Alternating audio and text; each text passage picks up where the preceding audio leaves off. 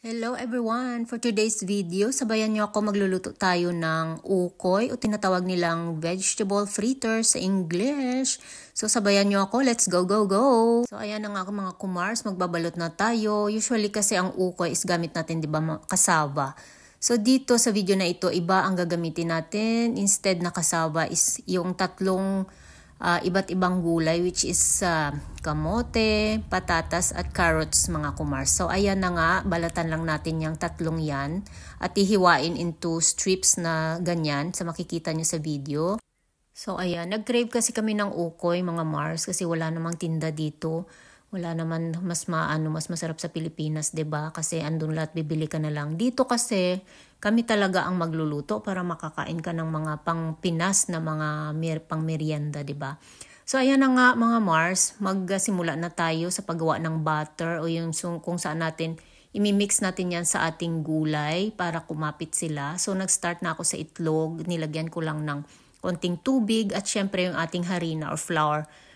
Take note mga Mars, wala akong exact measurement sa mga flour ko at sa lahat dyan. So tinatansya-tansya ko lang yan. Hanggang sa makuha natin ng tamang lapot, hindi masyadong basa, tamang-tama lang.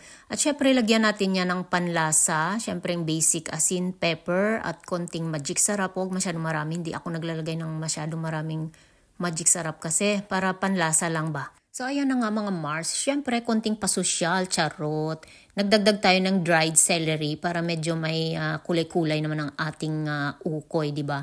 Plus nagdagdag na rin ako ng sibuyas para pampalasa at syempre bago natin ihalo yan sa ating butter, ihalo-haluin natin muna sa asin para medyo may lasa naman ang ating gulay, o diba?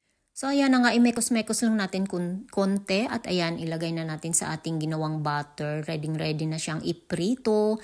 At habang ako'y nagmi-mix ay nagpainit na ako ng mantika. Mas maganda mas maraming mantika mga Mars para deep fry siya at ready na siyang prituhin.